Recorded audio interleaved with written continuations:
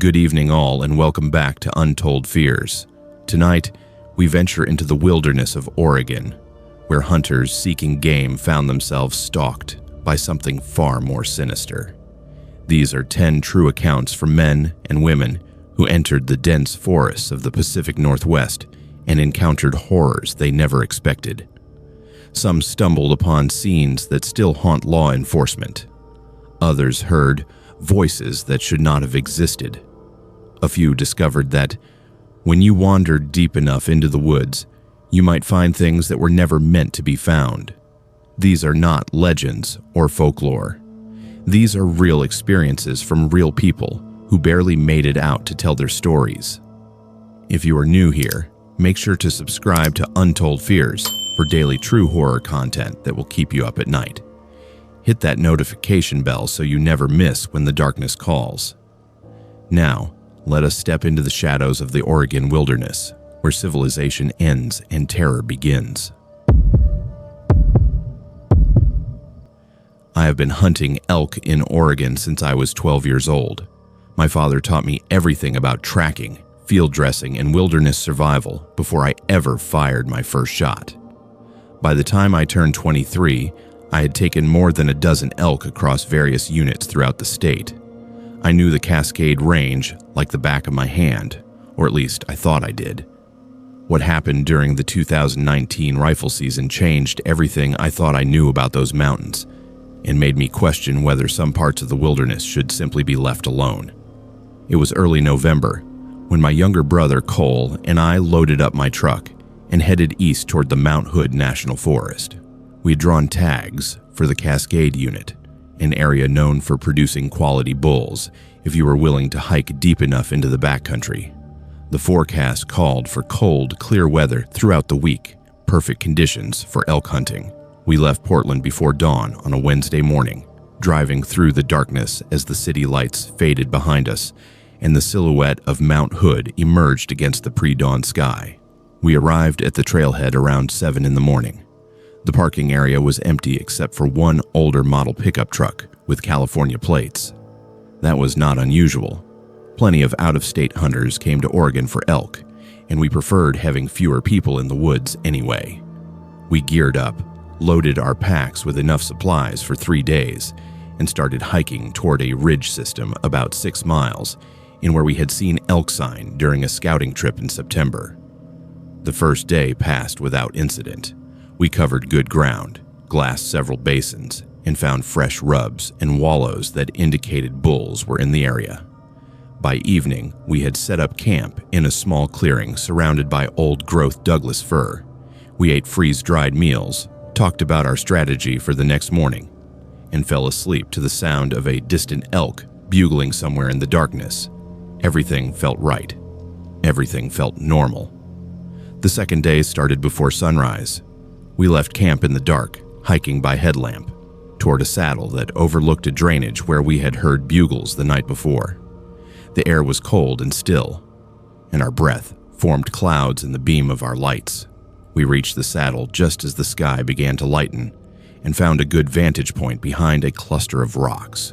For the next 2 hours, we glassed the slopes below us, searching for movement. We saw a few cow elk feeding on a distant hillside, but no bulls. Around 9 in the morning, Cole suggested we drop down into the drainage and still hunt through the timber. I agreed. We descended carefully, moving slowly through the thick forest, pausing every few steps to listen and scan ahead. That was when we stumbled onto the old logging road. It was overgrown with brush and had clearly not been used in years, but fresh tire tracks cut through the dirt and vegetation. That struck me as odd. The road we were on was miles from any active logging operation, and there were no legal access routes that would have allowed a vehicle to reach this location. I knelt down and examined the tracks more closely. They were wide, probably from a full-size truck, and deep enough to suggest the vehicle had been carrying a heavy load. The tracks led further into the forest, winding uphill toward a ridge. Cole looked at me with a puzzled expression. We both knew something was not right, but neither of us said anything at first. After a moment, I stood up and suggested we follow the tracks to see where they led. Maybe it was a game warden or Forest Service personnel. Maybe there was a reasonable explanation. We followed the tracks for about a quarter mile. The road became narrower and more overgrown, and in several places the brush had been recently broken and pushed aside to allow a vehicle to pass. Then the tracks ended abruptly in a small clearing surrounded by dense timber. What we found there made my stomach turn. The clearing had been disturbed recently. Fresh earth had been turned over in multiple spots, creating mounds that looked like shallow graves. There were tire tracks everywhere, along with boot prints of various sizes. In the center of the clearing was a makeshift camp consisting of a tarp stretched between trees, a propane stove, and several plastic storage bins. But what caught my attention were the items scattered around the camp: rolls of duct tape, coils of heavy rope, a shovel with dirt still clinging to the blade, several empty bleach bottles, plastic sheeting, a hacksaw, and most disturbing of all, articles of clothing that clearly did not belong to hunters: a woman's jacket, a pair of sneakers, a backpack with a cartoon character on it. Cole and I stood at the edge of the clearing, neither of us moving. My heart was pounding in my chest. Every instinct told me we needed to leave immediately, but I could not stop staring at those items: the duct tape, the bleach, the disturbed earth. This was not a hunting camp. This was something else entirely, something terrible. I pulled out my phone to call the police, but there was no signal. We were too deep in the mountains. Cole whispered that we should take photos as evidence, so I did, quickly snapping pictures of the camp, the items, and the tire tracks. My hands were shaking as I put my phone back in my pocket. We both agreed we needed to get out of there immediately and report what we had found. We turned to leave, but then we heard it. The sound of an engine. It was distant but growing louder, coming from the direction we had just hiked. Someone was driving up the old logging road. Someone was coming to the camp. Cole and I looked at each other with wide eyes. Panic set in. We could not go back the way we came because we would run directly into whoever was driving that vehicle. We had no choice but to move deeper into the forest and circle around. We moved as quickly and quietly as we could, pushing through thick underbrush and scrambling over fallen logs. The sound of the engine grew louder, then stopped. We heard truck doors slam, voices, men talking in low tones. I could not make out what they were saying, but the tone was casual, like they were discussing routine business. We kept moving, putting as much distance as possible between us and that clearing. We hiked for over an hour, navigating by compass, before we finally intersected a trail that we recognized. From there, we made our way back toward our camp as quickly as possible. Neither of us spoke. We were both too shaken, too focused on getting out of there. When we reached our camp, we grabbed our gear, stuffed everything into our packs, and started hiking back toward the trailhead. We did not stop to rest. We did not stop to eat. We just kept moving. We reached the trailhead around 4 in the afternoon. The California truck was gone. We threw our packs into my truck and drove straight to the nearest town, a small community about 20 miles away. We found the local sheriff's office and told them everything we had seen. The deputy on duty took our statement, looked at the photos on my phone, and immediately called for backup. Within an hour, state police and federal agents arrived. They asked us detailed questions about the location, the camp, the items we had seen, and the men we had heard. The next morning, law enforcement conducted a raid on the area. Cole and I were not allowed to accompany them, but we stayed in town and waited for updates. It was late afternoon when a state trooper came to the motel where we were staying and told us they had found the camp exactly where we described it. They also found evidence of criminal activity, though he would not go into specifics. He said there would be an ongoing investigation and that we might be called to testify at some point. He thanked us for reporting what we had found and told us we had likely prevented something terrible from happening. We never got the full story. The investigation was sealed, and the authorities would not release details to the public. But a few months later, I read a brief news article about arrests being made in connection with a multi-state human trafficking operation. that had been using remote forest locations in Oregon and Northern California to transport and hold victims. The article mentioned that the breakthrough in the case came from a tip provided by hunters in the Mount Hood area. I knew immediately that it was referring to what Cole and I had found. I have not been back to that part of the Cascade Range since. I still hunt elk, but I stick to areas that are more accessible, places where I am less likely to stumble onto something I should not see. What we found that day was not a ghost or a monster or some supernatural force. It was something far more terrifying because it was real. It was human evil, calculated and deliberate, hiding in the wilderness where most people would never venture. When people think about dangers in the forest, they think about bears, cougars, getting lost, or suffering an injury. They do not think about what human beings are capable of when they believe no one is watching. That clearing, those items, that evidence of something horrific, it has stayed with me. I think about it every time I enter the woods now. I think about those mounds of disturbed earth and what might have been buried there.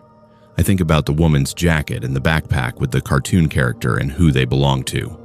I think about the voices we heard, casual and calm, discussing their business like it was just another day. Cole and I do not talk about it much anymore. We have an unspoken agreement to leave it in the past. But sometimes, late at night when I am lying in bed, I hear that engine again in my mind. I hear those truck doors slamming. I hear those voices. And I wonder what would have happened if we had been in that clearing when they arrived.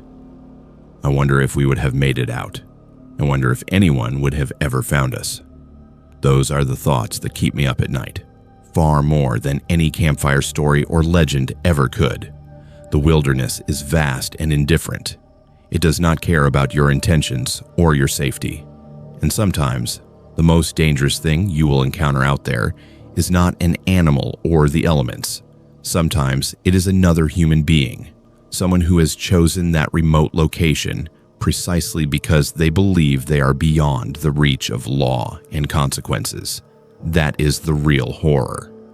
That is what I learned during the 2019 rifle season, and that is something I will carry with me for the rest of my life. I never thought I would be the type of person to hunt alone. Growing up, hunting was always a family affair. My father, my uncles, my cousins, we would all pile into trucks and head to the woods together. There was safety in numbers, comfort in the noise and camaraderie. But life changes. People move away, schedules conflict, and eventually you find yourself having to make a choice. Hunt alone, or do not hunt at all. In October of 2019, I made the choice to hunt alone. I wish I had chosen differently. I had drawn a bow tag for blacktail deer in the Willamette National Forest. It was an area I had hunted twice before with my father, so I felt confident navigating the terrain. The unit was known for dense timber, steep ridges, and good deer populations if you were willing to work for it. I planned a solo 3-day trip packing light but smart. I had a good tent, a water filter, enough food, a satellite communicator for emergencies, and all my hunting gear. I felt prepared. I felt excited. I was 26 years old and this was going to be my first solo hunting trip. I wanted to prove to myself that I could do it. I arrived at the trailhead on a Thursday morning in mid-October. The parking area had 2 other vehicles, which was typical for a weekday. I signed the trail register, shouldered my pack, and started hiking. The plan was to hike about 4 miles in, set up a base camp, and hunt from there. The weather forecast was ideal. Cool mornings, clear skies, light winds. Everything seemed perfect. The hike in was uneventful. I saw fresh deer tracks along the trail, which boosted my confidence. By early afternoon, I found a good spot to set up camp, near a small creek, with a flat area for my tent, and plenty of deadfall for firewood. I spent the rest of the day organizing my camp, filtering water, and glassing the surrounding ridges for deer. As the sun set, I ate a freeze-dried dinner, hung my food bag in a tree away from camp, and crawled into my sleeping bag. I fell asleep listening to the sound of the creek and feeling proud of myself for making it this far. The next morning, I woke up before dawn, ate a quick breakfast, and headed out to hunt. I had identified a ridge about a mile from camp that looked promising. I moved slowly through the timber, pausing frequently to glass and listen. By mid-morning, I had not seen any deer, but I found fresh sign, including tracks and droppings. I was in the right area. I just needed to be patient. Around noon, I decided to loop back toward camp and hunt a different drainage in the afternoon. That was when I found the campsite. It was about half a mile from my own camp, tucked into a small clearing surrounded by thick brush. At first, I thought maybe it belonged to one of the hunters whose vehicles I had seen at the trailhead, but as I got closer, something felt wrong. The tent was still standing, a two-person dome tent in faded green. The rainfly was zipped shut. There was a camp chair, sitting in front of a cold fire ring with a half-empty water bottle in the cup holder. A pair of hiking boots sat neatly next to the tent entrance. A backpack leaned against a tree with a rain cover still attached. Everything looked organized, intentional, like the person had just stepped away for a moment and would return any second. But there was dust on the tent. There were leaves accumulated around the boots. The fire ring was stone cold with old ashes that had been rained on multiple times. I called out. No response. I called out again, louder this time. Still nothing. I approached the tent slowly, feeling my pulse quicken. I unzipped the rainfly and looked inside. A sleeping bag lay partially unzipped on top of a sleeping pad. A headlamp hung from the tent ceiling. A book lay open on the sleeping bag, its pages warped from moisture. Personal items were scattered around: a wallet, a phone, a set of keys, glasses, a hunting license in a plastic sleeve. I picked up the hunting license and read the name. The tag was dated for the current season. This camp belonged to someone who should still be here. I checked the phone, but it was dead. I opened the wallet and found a driver's license with a photo of a man in his early 30s. I took a picture of the license with my phone, though I had no signal to send it to anyone. I backed out of the tent, my mind racing. Where was this person? Why would they leave all their belongings, including their wallet and keys? How long had this camp been abandoned? I looked around the clearing more carefully. There were no signs of a struggle. No blood, no torn fabric, no disturbed earth. It was as if the person had simply vanished. I should have left immediately and reported what I had found. That would have been the smart thing to do. But instead, I made the decision to search the area, thinking maybe the hunter had gotten injured nearby and needed help. I started walking in expanding circles around the campsite, calling out every few minutes. I searched for over an hour, covering maybe a quarter mile in every direction. I found nothing. No tracks leading away from the camp. No signs of disturbance. Nothing. As I was making my way back to the abandoned campsite, I heard something. A voice. Faint and distant, but unmistakable. Someone calling for help. My heart leapt. I stopped and listened, trying to determine the direction. The voice came again, clearer this time. It was a man's voice, desperate and strained. "Help me. Please." The voice was coming from deeper in the forest, away from the trail. I did not hesitate. I started moving toward the voice, pushing through thick brush and scrambling over fallen logs. The voice called out again, and I adjusted my direction. I was getting closer. I could hear the desperation in the tone. "Help me. I'm hurt." I moved faster, adrenaline surging through my body. I was maybe 50 yards away now. The voice was very close. Then I realized something that made my blood run cold. The voice was always the same distance away. No matter how fast I moved or how far I traveled, it never got closer. It stayed just out of reach, just beyond the next cluster of trees, just over the next ridge. And worse, the voice was leading me in circles. I recognized a distinctive dead tree I had passed 10 minutes earlier. I was being led away from the trail, deeper into the wilderness, in a pattern that made no geographical sense. I stopped moving. My breathing was heavy, my hands were shaking. The voice called out again. "Help me, please." But this time I heard it for what it truly was. There was no emotion in it, no variation. It was mechanical, repetitive. like a recording. It was not a person. It was something else. I pulled out my compass with trembling hands and oriented myself toward my camp. I started walking, ignoring the voice that continued to call out behind me. "Help me. I am hurt. Please." The voice followed me for several minutes, always maintaining the same distance, always repeating the same phrases. Then it stopped. The forest went silent. Not the peaceful silence of nature, but an oppressive, suffocating silence where no bird sang and no wind moved through the trees. I walked as quickly as I could without running, checking my compass every few minutes to make sure I was heading in the right direction. It took me nearly an hour to reach my campsite. When I arrived, I immediately started packing my gear. I did not care about hunting anymore. I did not care about my tag. I just wanted to get out of those woods. As I was breaking down my tent, I heard footsteps. Someone was walking through the forest nearby, moving through the underbrush with purpose. I froze, listening. The footsteps circled my camp, staying just out of sight in the trees. They were deliberate, measured, inhuman in their precision. I grabbed my bear spray and stood in the center of my camp, scanning the tree line. I saw nothing, but I could hear them. Footsteps crunching through leaves, snapping twigs, moving around me in a slow circle. I shouted, "Show yourself." The footsteps stopped. The silence returned. I waited for what felt like an eternity, my hand gripping the bear spray so tightly my knuckles turned white. Nothing emerged from the trees. No person, no animal, nothing. After several minutes, I finished packing my gear as quickly as possible and started hiking back toward the trailhead. I did not look back. I did not stop to rest. I hiked those 4 miles faster than I ever have in my life. When I reached the trailhead, both vehicles that had been there when I arrived were gone. Mine was the only one left.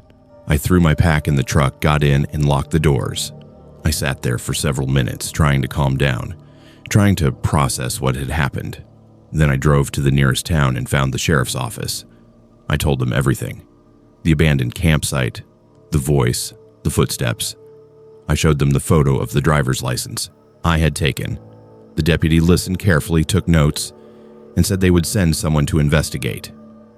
He asked me if I could lead them back to the location. I said I could provide GPS coordinates, but I was not going back into those woods. He did not argue with me. 2 days later, a different deputy called me. They had located the abandoned campsite exactly where I had described it. They had identified the owner of the camp from the items I had photographed. The man had been reported missing by his family a week earlier, after failing to return from a solo hunting trip. Search and rescue had been looking for him in a completely different area, based on information from his vehicle registration. They thanked me for the tip and said the search would now focus on the area where I had found his camp. I asked if they had found him. The deputy said the search was ongoing. I asked if they had heard any voices or experienced anything unusual. There was a pause on the line. Then he said, "No, but we did find something strange. Several other abandoned campsites scattered throughout that area, all with personal belongings left behind, all from different time periods. Some of them are years old. We are trying to match them to missing person reports. I've not been back to the Willamette National Forest since. I've not hunted alone since. I still think about that voice calling for help, leading me in circles trying to pull me deeper into the woods. I think about those footsteps circling my camp, deliberate and inhuman. And I think about the man whose campsite I found, whose belongings were still neatly arranged as if he had just stepped away. They never found him. The search was eventually called off after 2 weeks with no trace. Sometimes I wonder if he heard the voice too. I wonder if he followed it, deeper and deeper, until he was so lost he could never find his way back. I wonder how many others heard that voice and followed it into the wilderness, never to return. The deputy said they found multiple abandoned campsites, some years old. That means this has been happening for a long time. That means whatever is out there has been calling to people, luring them away for years. I do not know what it was. I do not have an explanation that makes sense. All I know is that something in those woods mimics human voices. Something circles your camp in the darkness. Something does not want you to leave. And I know that I got out, but others did not. I was lucky. I recognized the trap before it was too late. But that man whose license I found, he was not so lucky. And I will carry that with me forever. My uncle taught me how to hunt when I was 14 years old. He was a traditionalist who believed in respect for the animal, respect for the land, and respect for the history of the places we hunted. He taught me to read sign, to move quietly, to be patient. He also taught me that the wilderness is not ours to control. It has its own rules, its own mysteries, and sometimes those mysteries are better left alone. I learned that lesson the hard way in November of 2016 near Mount Hood. My uncle and I had planned a deer hunting trip for years. He had been hunting a particular drainage on the north side of Mount Hood since he was my age, and he wanted to share it with me before he got too old to make the trek.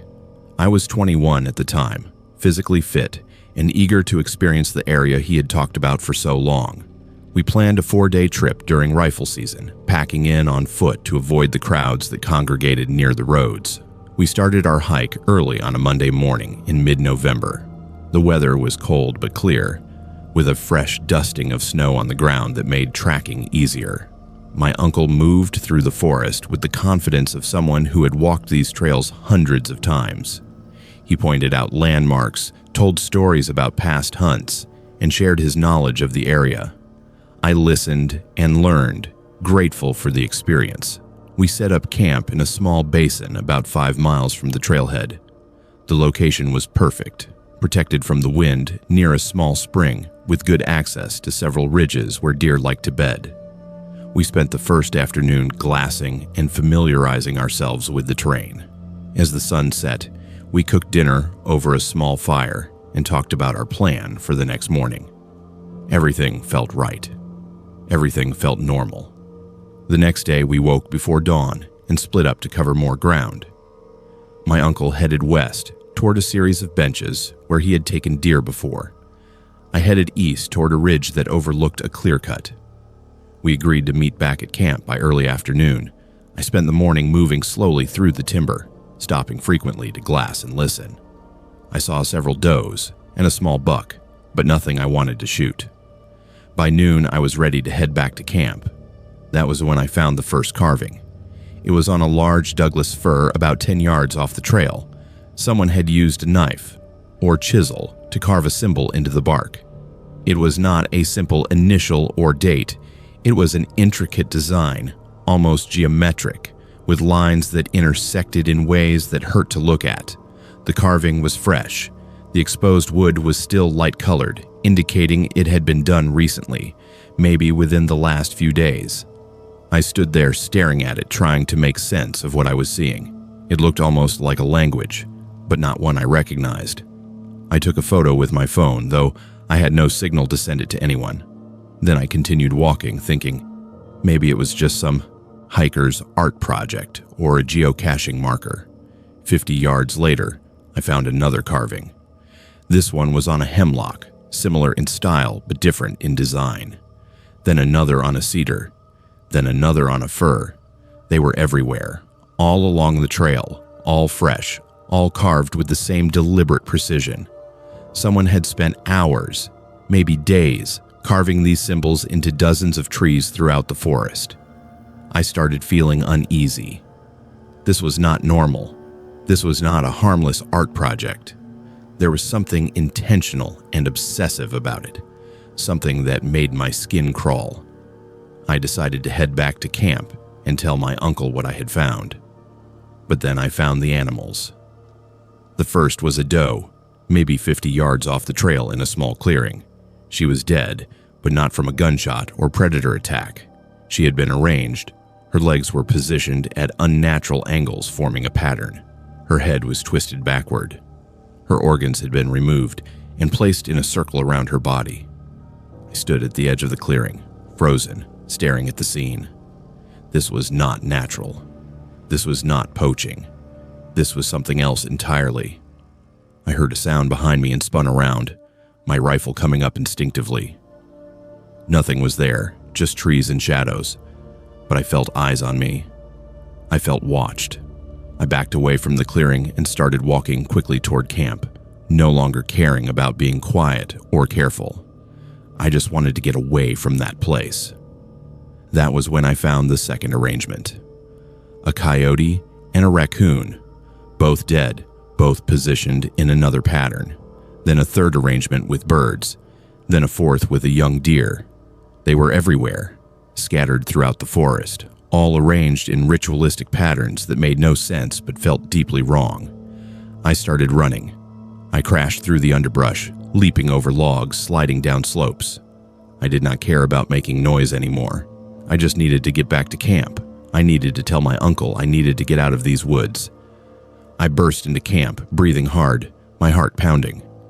My uncle was there, sitting by the fire, drinking coffee. He looked up at me with concern. I started talking rapidly, telling him everything I had seen. The carvings, the animals, the arrangements. He listened without interrupting, his expression growing more serious with each detail. When I finished, he set down his coffee and said something I will never forget. He said he had found similar things on his side of the basin. Carvings on trees, arranged animals, and something else. He had heard chanting. Deep in the forest, far from any trail, he had heard voices chanting in a language he did not recognize. He had followed the sound to a clearing where he saw figures in dark clothing performing some kind of ceremony around a fire. He said there were at least 7 or 8 of them, all hooded, all moving in synchronized patterns. He had not been close enough to see their faces, and he had not stayed long, enough to find out more. He had left immediately and returned to camp. We sat there in silence for several minutes, both of us processing what we had experienced. My uncle had been hunting these woods for over 40 years, and he had never seen anything like this. He suggested we pack up and leave immediately. We could report what we found to the authorities and let them handle it. I agreed without hesitation. We packed our gear quickly and started hiking back toward the trailhead. We moved fast, not speaking, both of us wanting to put as much distance as possible between us and whatever was happening in those woods. As we hiked, I noticed more carvings on the trees lining the trail. They had not been there when we hiked in. Someone had carved them in the last 2 days. Someone was active in this area, and they were marking the forest with their symbols. We reached the trailhead by late afternoon and drove straight to the nearest ranger station. We told the ranger on duty everything we had seen. We showed him the photos on our phones. We gave him GPS coordinates for the locations where we had found the animal arrangements and heard the chanting. He listened carefully, took notes, and said he would pass the information to law enforcement. 3 days later, a state trooper called my uncle. He said they had investigated the area and found the carvings, but they found no animal arrangements, no evidence of a ceremony, and no sign of recent human activity beyond the symbols on the trees. The carvings themselves were consistent with what we described, but everything else had vanished. The bodies, the patterns, the evidence of the ritual, all gone. The trooper said they would continue to monitor the area, but there was nothing they could do without physical evidence. My uncle and I never went back to that drainage. We have not hunted together since. We do not talk about what we saw, but I know what I experienced. I know what I saw. Those animals were arranged with purpose. Those voices were chanting something I did not understand. Those figures were performing a ritual in the forest, and they did not want to be found. I have spent years trying to research what those symbols might mean. I have looked at ancient languages, occult texts, indigenous markings. I have found nothing that matches. Whatever those people were doing in the woods near Mount Hood, it was not part of any known tradition or religion. It was something else, something hidden, something that operates in the shadows of the wilderness where most people never go. The Forest Service said the carvings remained for several months before someone removed them or they weathered away. but no one ever figured out who made them or why.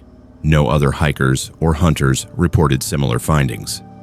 It was as if the whole thing happened in a bubble, witnessed only by my uncle and me, and then erased. I still hunt, but I'm more cautious now. I pay attention to signs that something is not right. I trust my instincts when they tell me to leave an area, and I never ignore carvings or markings that do not belong. The wilderness is vast and largely unsupervised. People can do things out there, far from civilization, far from witnesses, that would never be tolerated in the light of day. And sometimes those people are performing rituals, making sacrifices, and leaving marks on the land that are meant to be seen only by those who understand. I do not understand what I saw. I probably never will, but I know it was real, and I know that somewhere in the forest near Mount Hood, there are people who gather in the darkness to perform ceremonies that most of us cannot even imagine. They are out there, and they do not want to be found. My father taught me to hunt when I was 16 years old. He believed that women should be just as capable in the wilderness as men, and he made sure I learned every skill necessary to be self-sufficient in the backcountry. By the time I was 24, I'd taken several deer and elk, and I could navigate, field dress, and pack out an animal by myself if needed. My father and I had a tradition of going on at least one hunting trip together each year, just the two of us. In October of 2017, we chose to hunt blacktail deer in the Coast Range of Oregon, an area neither of us had explored before. That decision led us to something we never expected to find. My father had done research on the unit and identified a drainage that looked promising. It was remote, required a several-mile hike to access, and had minimal hunting pressure according to the Forest Service. The area had a reputation for producing quality deer if you were willing to work for it. We planned a 3-day trip, packing in with lightweight gear and enough food to stay comfortable. We arrived at the trailhead on a Friday morning in mid-October. The weather was overcast with light drizzle, typical for the Coast Range during fall. We shouldered our packs and started hiking through dense forest dominated by Sitka spruce and western hemlock. The trail was muddy and overgrown in places, indicating it did not receive much traffic. That was exactly what we wanted. After about 4 miles, we left the main trail and followed a ridge down into the drainage my father had identified. We set up camp in a small flat area near a creek, strung a tarp for rain protection, and organized our gear. By late afternoon, we were glassing the surrounding hills for deer. We saw several does feeding on a distant slope, which was encouraging. As darkness fell, we ate dinner, discussed our plan for the morning, and settled into our sleeping bags.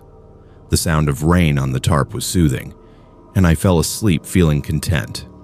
The next morning, we split up to cover more ground. My father headed upstream to hunt a series of benches he had identified on the map. I headed downstream toward an old clear-cut that looked like good feeding habitat for deer. We agreed to meet back at camp by early afternoon. I moved slowly through the forest, stopping frequently to glass and listen. The rain had stopped overnight, leaving everything wet and quiet. I was about 2 miles from camp when I crossed a small creek and noticed something unusual on the opposite bank: fabric. Pieces of clothing scattered in the brush. I approached cautiously and began finding more items. A woman's blouse, faded and torn. A pair of jeans, rotted through in places. A single shoe. A belt. All of the items were old, weathered by years of exposure to the elements. Some were partially buried in leaves and moss. They were arranged in a rough line along the creek bank, as if they had been discarded or placed there intentionally. I stood there processing what I was seeing. These were not recent items. They had been here for a long time, possibly decades. I pulled out my phone and took photos, though I had no signal to send them anywhere. I continued following the line of clothing downstream and found more items.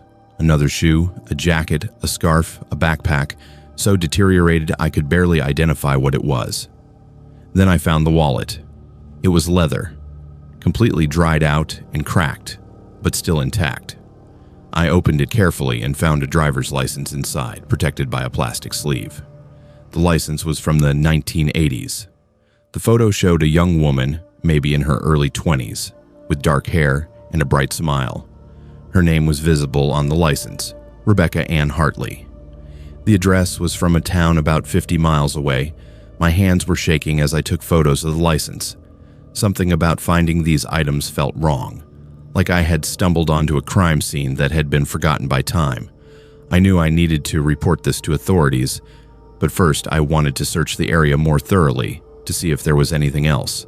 I spent the next hour combing the area around the creek. I found more clothing, a few personal items like a hairbrush and a small mirror, and what appeared to be remnants of camping gear. Everything was old, weathered, and arranged in a way that suggested the person had been following the creek when these items were lost or discarded, but there was no sign of the person herself. No bones, no remains, nothing to indicate what had happened to Rebecca Ann Hartley. I was about to head back toward camp when I saw her, a woman standing near the tree line about 50 yards away.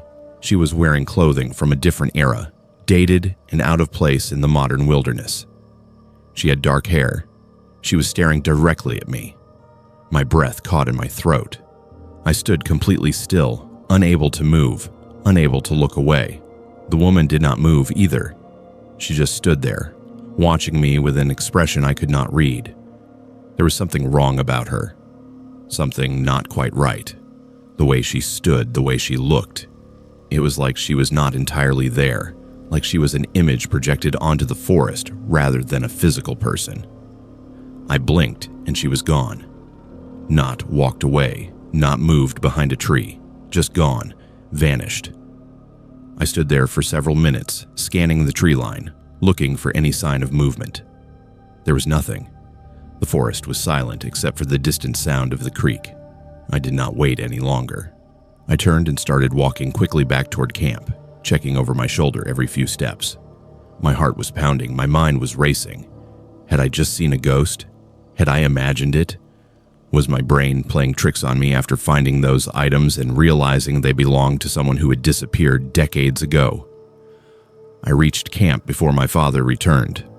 I sat down on a log and tried to calm myself, tried to rationalize what I had just experienced.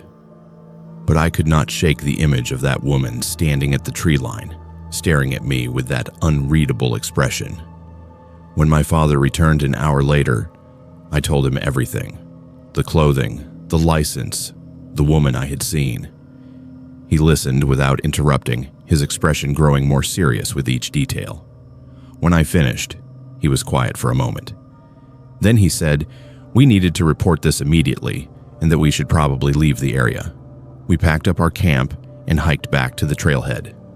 We drove to the nearest town and found the sheriff's office. I showed the deputy on duty the photos I had taken of the clothing and the driver's license. He studied them carefully, asked me detailed questions about the location, and then excused himself to make some phone calls. He returned 20 minutes later with an older deputy who introduced himself as the lead investigator for the county. He said the name Rebecca Ann Hartley was familiar. He went to his office and returned with a case file. He opened it and showed us a missing person report from 1983. Rebecca Ann Hartley had disappeared while on a solo hiking trip in the Coast Range. Her vehicle had been found at a trailhead, but there had been no trace of her.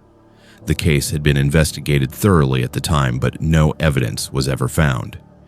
It had been classified as a cold case for over 30 years. The investigator asked if I would be willing to lead a team back to the location to recover the items I'd found. I agreed, though I was not eager to return to that area. 2 days later, I met with the investigator and a small team of deputies at the trailhead. We hiked to the location where I had found the clothing and personal items. I led them directly to the spot along the creek, but when we arrived, nothing was there. The clothing was gone. The backpack was gone. The personal items were gone. Every single piece of evidence I had photographed 2 days earlier had vanished. We searched the area for hours, expanding our radius, checking up and down the creek. The investigators found nothing. It was as if the items had never existed. The lead investigator looked at me with a mixture of confusion and suspicion. I showed him the photos on my phone, proving that I had not imagined it. He studied the images, compared them to the descriptions in the case file, and confirmed that the items matched what Rebecca Ann Hartley had been carrying when she disappeared. But without physical evidence, there was nothing they could do. The case would remain open, but it could not be advanced without tangible proof. I have thought about that experience every day since it happened. The items were real. The license was real. I have photographs to prove it. But somehow, in the 2 days between when I found them and when I returned with investigators, everything disappeared. It was as if the forest had reclaimed them, or as if they were never meant to be found in the first place. And the woman I saw standing at the tree line. I have no explanation for that. I do not believe in ghosts. I have never had a paranormal experience before or since. But I know what I saw.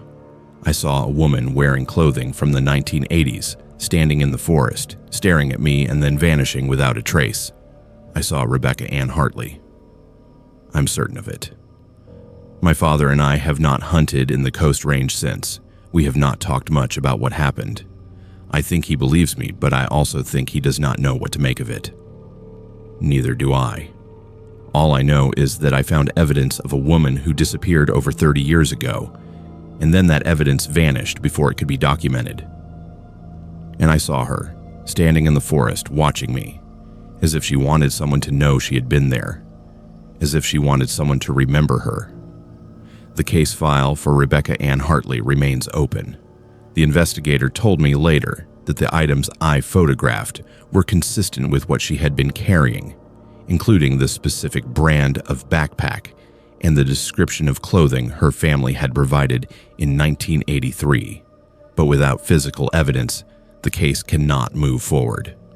Rebecca Ann Hartley is still listed as a missing person. Her family has never had closure. And somewhere in the Coast Range, in a drainage that receives almost no visitors, her story remains a mystery. I do not know what happened to her.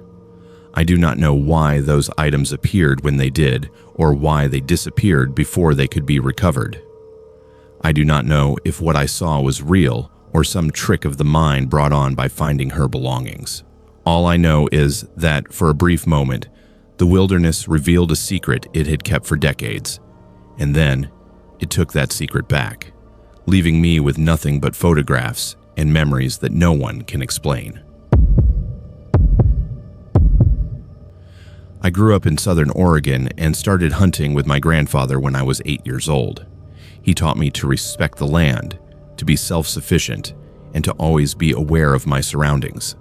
By the time I was 29, I'd been hunting for over 2 decades and considered myself experienced in backcountry navigation and wilderness survival. I had hunted elk, deer, and bear across most of Oregon and had never encountered a situation I could not handle.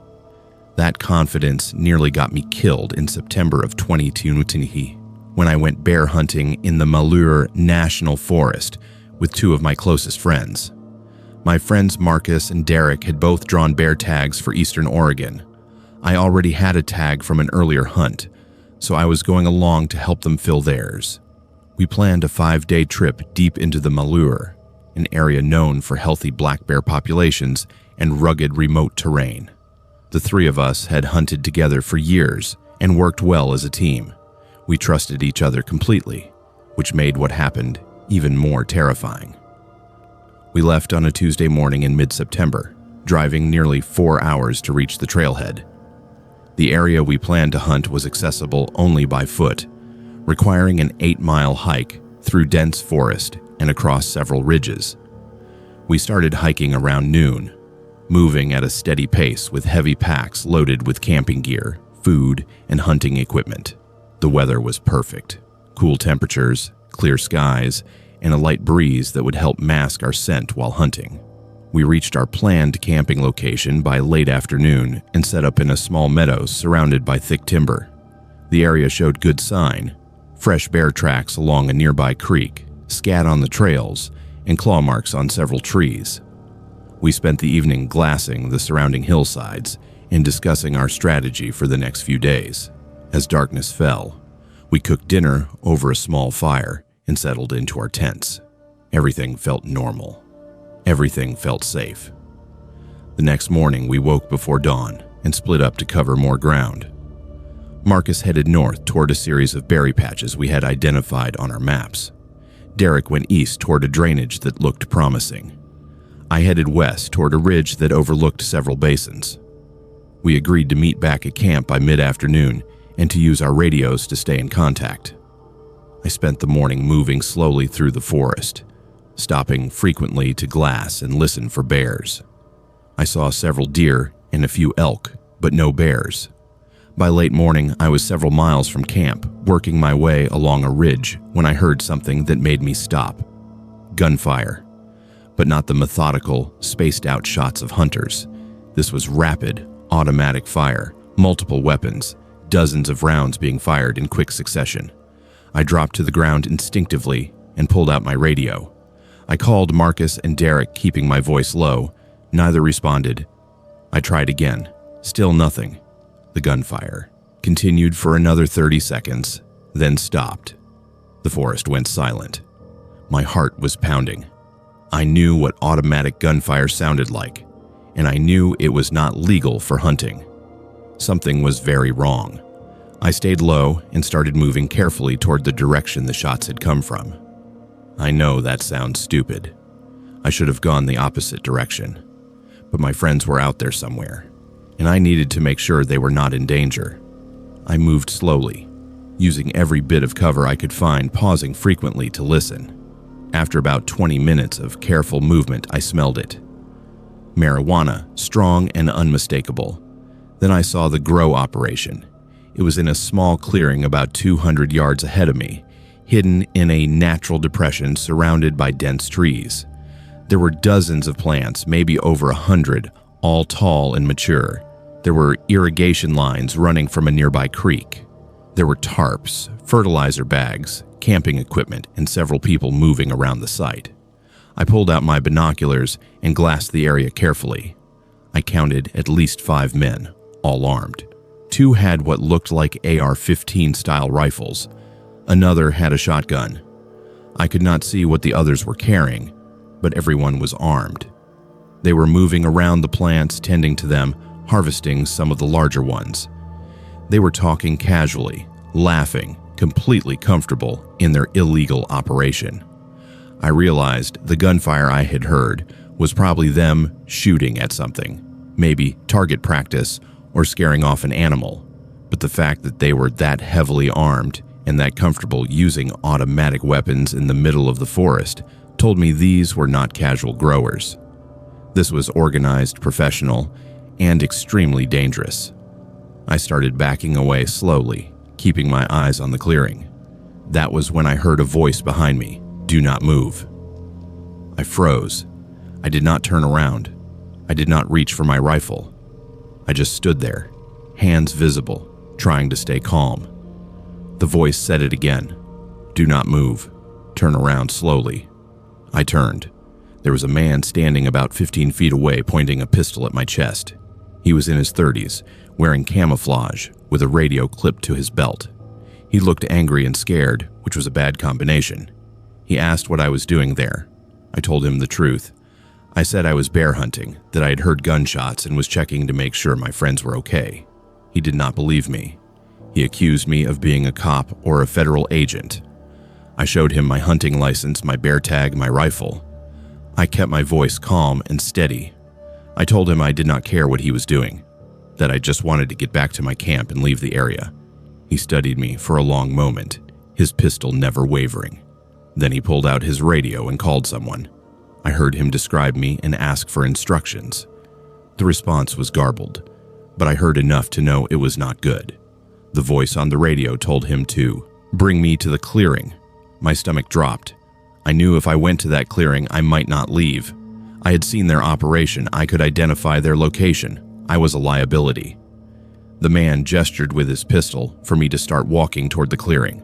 I took a step, my mind racing. Then I heard it. A loud crash in the underbrush, followed by shouting. Someone else was nearby. The man's attention shifted for just a second. That was all I needed. I ran. I crashed through the underbrush, running as fast as I could, not caring about the noise, not caring about direction. I just ran. Behind me, I heard shouting, then gunfire, rounds snapping through the trees around me. I kept running, zigzagging, putting trees between me and the shooter. I ran for what felt like forever, but was probably only a few minutes. My lungs were burning. My legs felt like they were going to give out. But I kept moving. The gunfire stopped. I could hear them behind me, crashing through the brush, shouting to each other. They were coming after me. I found a dense thicket of undergrowth and crawled inside, trying to control my breathing, trying to stay silent. I could hear them moving nearby, searching, voices calling out to each other. I stayed hidden for over an hour, not moving, barely breathing. Eventually, the sounds faded. They had given up or moved on. I waited another 30 minutes before I moved. Then I pulled out my compass and started navigating back toward camp, moving carefully, staying in thick cover. It took me over 3 hours to cover the distance that should have taken one. When I finally reached camp, Marcus and Derek were there, both looking worried. They had heard the gunfire and had been trying to reach me on the radio. I told them everything. The grow operation, the armed men, being caught, the chase. They listened in silence, their expressions growing more serious with each detail. We agreed we needed to leave immediately. We packed our gear in under 20 minutes and started hiking back toward the trailhead, moving as fast as we could with full packs. We did not stop until we reached the vehicles. We threw our gear in the trucks and drove straight to the nearest sheriff's office, which was nearly 2 hours away. We reported everything we had seen, the location of the grow operation, the number of men, the weapons, the fact that they had chased and shot at us. The deputy listened carefully, took detailed notes, and said he would pass the information to the appropriate agencies. 3 weeks later, I received a call from a federal agent. He said they had raided the grow operation and arrested several individuals. He said it was part of a larger investigation into illegal marijuana cultivation on federal land in Oregon and Northern California. He thanked me for the information and said that my report had provided the breakthrough they needed to move on the operation. He also warned me that some of the suspects had not been apprehended and that I should be cautious. That warning has stayed with me. I know that some of the men who chased me through the forest are still out there. I know they might remember my face. I know they might hold a grudge. That has changed how I hunt. I'm more cautious now. I pay closer attention to signs of human activity in remote areas. I avoid areas that feel wrong or show evidence of disturbance that cannot be explained by normal Forest Service activity. What happened to me in the Malheur National Forest taught me that the wilderness is not just home to animals and natural dangers. It is also used by people who operate outside the law, people who will protect their illegal operations with violence, people who see witnesses as threats to be eliminated. I was lucky. I got away. But I know others have not been so fortunate. The Forest Service estimates that there are hundreds of illegal grow operations scattered across public lands in Oregon, many of them guarded by armed individuals, many of them run by organized crime. Hunters, hikers, and campers stumble onto these operations every year. Some report them and escape safely. Others disappear and are never found. The wilderness is vast, and a body can vanish without a trace if the right people want it to. I still hunt. I still love the backcountry. But I am not naive anymore. I know that the most dangerous predator in the forest is not a bear or a cougar. It is another human being, someone who sees the isolation of the wilderness as an opportunity rather than a risk, someone who is willing to kill to protect their interests. That is the real horror. That is what keeps me alert every time I step into the woods. And that is something every hunter should remember when they venture into remote areas where the law is distant and help is hours away. I've always been drawn to the wilderness. Growing up in Oregon, I spent my childhood hiking, camping, and exploring the forest with my family.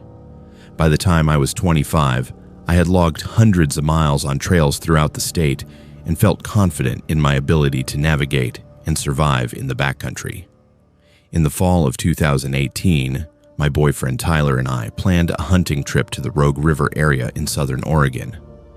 We were both experienced hunters, both had valid deer tags, and we were excited to spend a week in one of the most beautiful regions of the state. Neither of us anticipated what we would find. We arrived at the trailhead on a Saturday morning in late October. The area was known for its rugged terrain, dense forests, and good populations of black-tailed deer.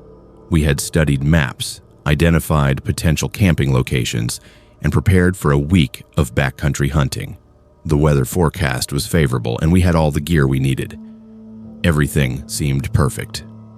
We hiked about 6 miles into the wilderness, following a trail that wound through old growth forest and crossed several small creeks. By early afternoon, we found a good spot to set up base camp in a clearing near a spring. We spent the rest of the day organizing our camp, hanging food bags, and glassing the surrounding ridges. As evening approached, we saw several deer feeding on a distant hillside, which boosted our confidence. We cooked dinner, talked about our strategy for the next morning, and fell asleep to the sound of owls calling in the darkness. The next morning, we woke before dawn and split up to cover more ground. Tyler headed east toward a series of benches that looked promising for deer.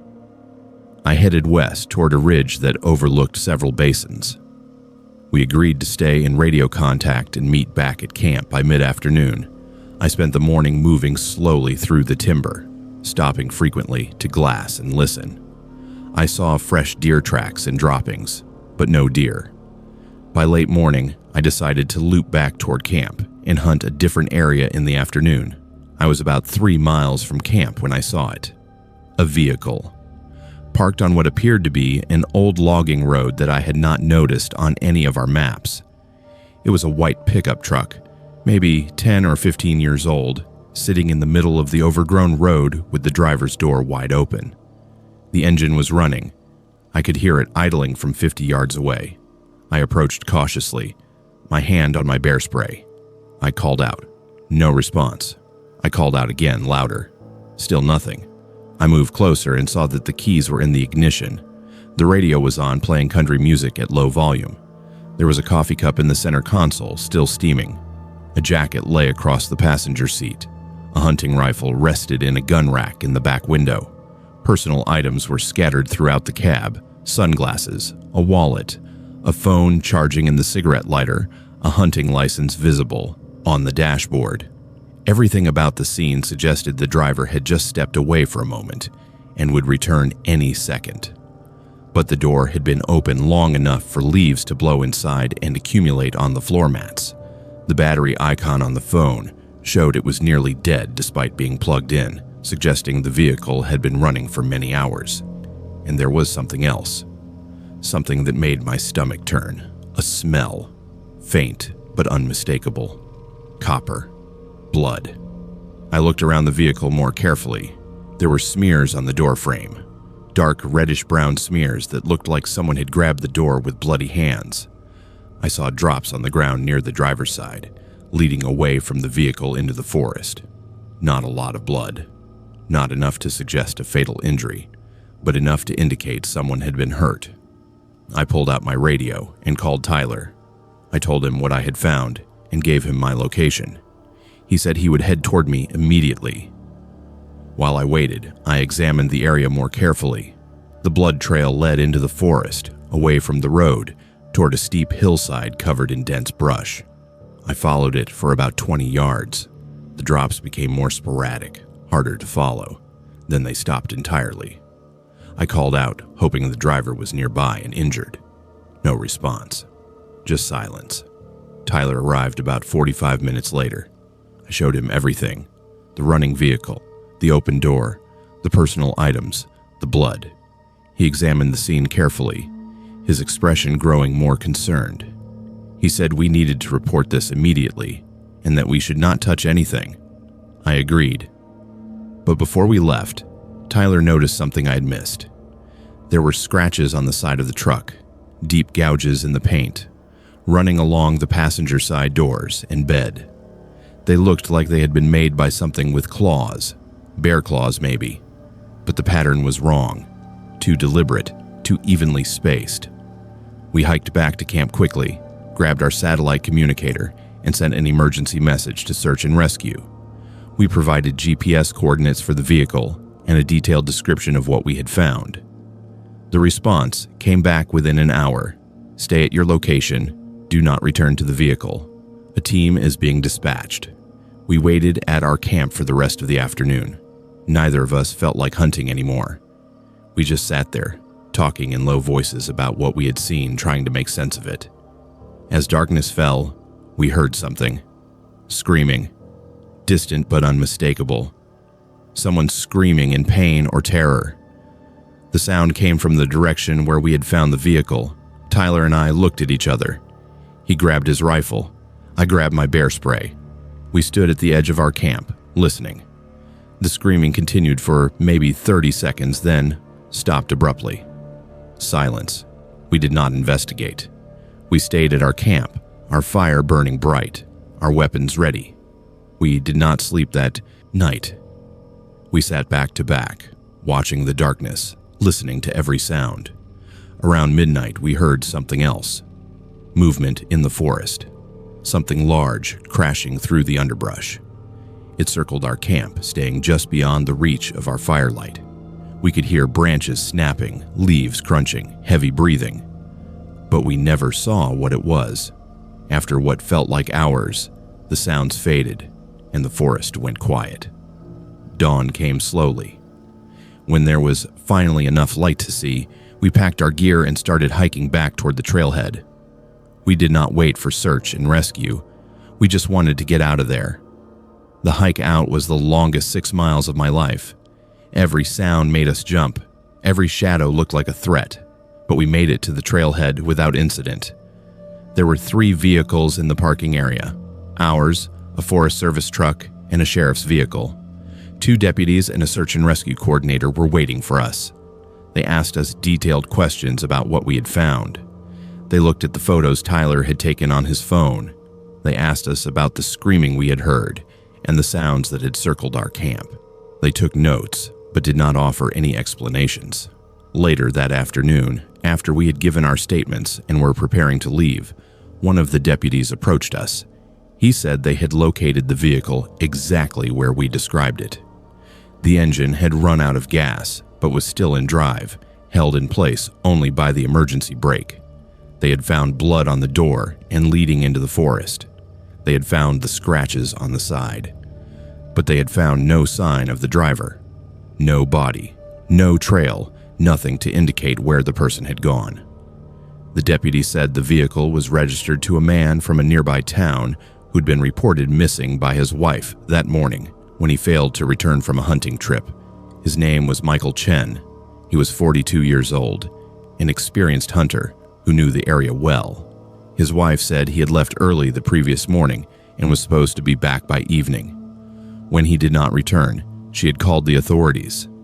The deputy asked if we had seen or heard anything else. I told him about the blood trail that ended abruptly. Tyler told him about the screaming and the sounds that circled our camp. The deputy wrote it all down, his expression unreadable. He said search and rescue would continue looking for Michael Chen, but the circumstances were unusual.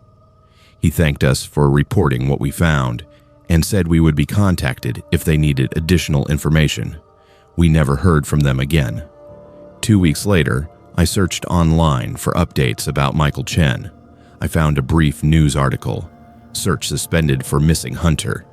The article said that despite extensive efforts by search and rescue teams, including helicopters, tracking dogs, and dozens of volunteers, no trace of Michael Chen had been found. The search had been suspended due to the lack of evidence and leads.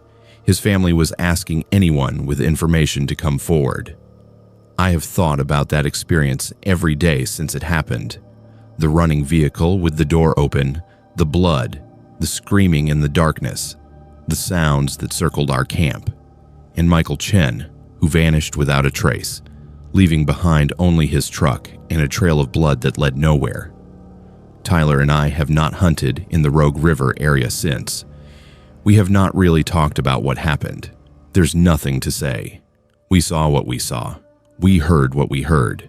And a man disappeared in that forest under circumstances that cannot be explained by any rational scenario. I do not know what happened to Michael Chen. I do not know what made those scratches on his truck. I do not know what screamed in the darkness or what circled our camp that night. All I know is that something terrible happened in those woods, something that left no evidence, no trail, and no explanation. Michael Chen went into the forest and never came out, and somewhere in the wilderness near the Rogue River, his truck sat running with the door open for hours, waiting for a driver who would never return. The wilderness is vast and unforgiving. People disappear in it every year. Some are found, many are not. Michael Chen is one of the missing. His case is one of hundreds that remain unsolved, but for Tyler and me, he is more than a statistic. He is a reminder that the forest holds dangers we cannot see, cannot predict, and cannot protect ourselves against. He is a reminder that sometimes people go into the woods and simply vanish, leaving behind only questions that will never be answered. I still hunt. I still love the wilderness, but I am different now. I am more cautious. I pay attention to signs that something is not right. And when I find myself in a situation that feels wrong, I listen to my instincts and I leave. Because I know what can happen. I know that the forest can take you without warning, without mercy, and without leaving any trace that you were ever there at all. I've been hunting turkeys in eastern Oregon since I was 18 years old. There's something meditative about turkey hunting. You have to wake up before dawn, set up in complete darkness, and wait for the birds to sound off at first light. It requires patience, stillness, and an understanding of the landscape. I have always loved the challenge of calling in a gobbler and the satisfaction of a successful hunt. In the spring of 2021, I drew a turkey tag for a unit near the Umpqua National Forest. I had hunted the area twice before and knew it well. What I found on that trip has stayed with me ever since and has fundamentally changed how I view the wilderness. I arrived at my hunting location on a Tuesday morning in late April. Turkey season opens early in Oregon, and the weather was still cool with patches of snow lingering in the shaded areas. I parked at a familiar trailhead and hiked about 2 miles to a ridge where I had called in birds during previous seasons. The area was a mix of ponderosa pine, juniper, and open meadows, perfect habitat for both Merriam's and Rio Grande turkeys. I set up before dawn in a cluster of junipers that provided good cover and a clear view of a meadow where turkeys like to feed. As the sky began to lighten, I started calling with a box call, imitating the sounds of a hen turkey. Within minutes, I heard a gobbler respond from the timber below me, then another, then several more. The woods came alive with the sounds of turkeys waking up and announcing their presence. It was exactly what I'd hoped for.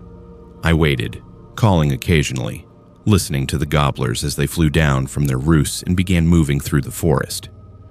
But instead of coming toward me, they moved away, heading deeper into the timber.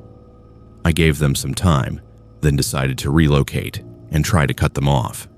I packed up my gear and started moving quietly through the forest, stopping every few hundred yards to call and listen. That was when I found the first arrangement. It was in a small clearing about 50 yards off the trail. Dead birds. Maybe 24 of them. Magpies, ravens, jays, woodpeckers, even a few hawks. They were arranged in a perfect circle, each bird positioned with its head pointing toward the center. The circle was maybe 10 feet in diameter. In the middle of the circle was a single stone painted red. I stood at the edge of the clearing, staring at the scene, trying to process what I was seeing. This was not natural. Birds do not die in perfect circles. Predators do not arrange their kills in geometric patterns.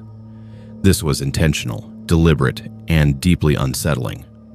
I pulled out my phone and took several photos, though I had no signal to send them to anyone. I should have left immediately. Every instinct told me to turn around and walk back to my truck. But curiosity got the better of me. I wanted to understand what I was looking at. I approached the circle cautiously and knelt down to examine the birds more closely. They had not been killed by predators. There were no wounds, no signs of trauma, no evidence of scavenging. They looked like they had simply died and been arranged in this pattern. I stood up and looked around the clearing. That was when I noticed the second circle. It was about 20 yards away, partially hidden by brush. I walked over and found another arrangement of dead birds, identical to the first.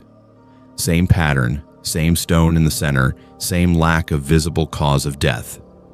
Then I found a third circle, then a fourth. They were everywhere, scattered throughout the forest, all within a few hundred yards of each other. I started counting. I found 12 circles in total, each containing between 20 and 30 dead birds, each with a painted stone in the center. Someone had spent considerable time collecting dead birds and arranging them in these patterns. But why? What was the purpose? And more importantly, who was doing this? I decided to expand my search and see if there was anything else in the area that might explain what I was seeing. I walked deeper into the forest, moving away from the circles, scanning the ground for any signs of human activity. That was when I found the journal. It was lying on the ground near the base of a ponderosa pine, partially covered by pine needles. The cover was weathered and stained, but the pages inside were still intact. I picked it up and opened it. The journal was filled with handwritten entries, sketches, and diagrams. The handwriting was small and precise, almost mechanical. The entries were dated, spanning several months from the previous fall through early winter. As I read through them, my stomach turned. The journal documented experiments.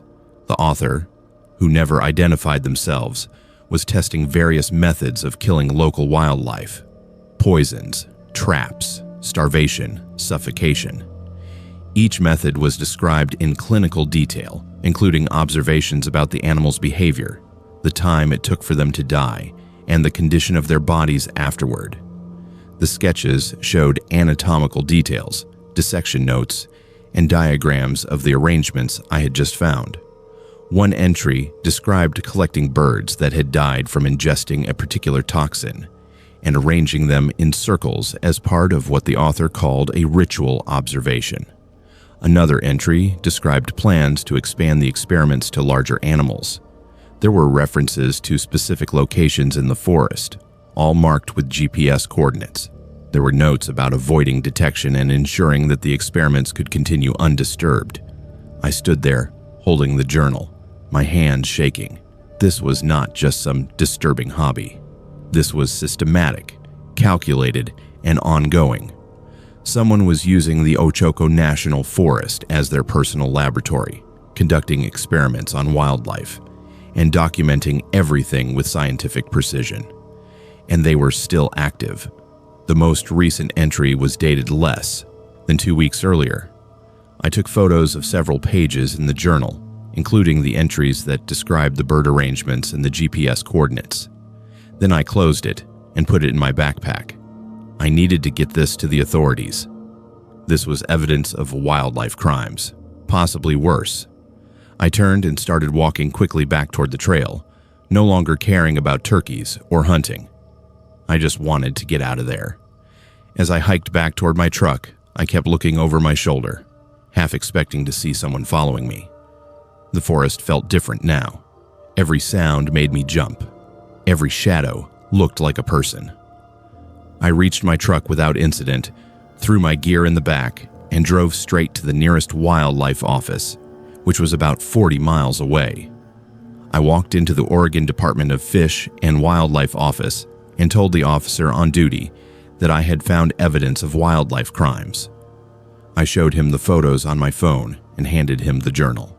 He looked through it carefully, his expression growing more serious with each page. He asked me detailed questions about where I had found the circles and the journal. He took notes and made copies of my photos. Then he said he would pass the information to law enforcement and that someone would likely contact me for additional information. 3 days later, a state wildlife trooper called me. He said they had investigated the area and found several of the bird arrangements I had described. They had also identified the locations referenced in the journal using the GPS coordinates. However, they had found no evidence of ongoing activity and no way to identify who had written the journal. The handwriting could not be matched to any existing databases, and there were no fingerprints on the journal itself. The case was open, but without a suspect or additional evidence, there was little they could do beyond increasing patrols in the area.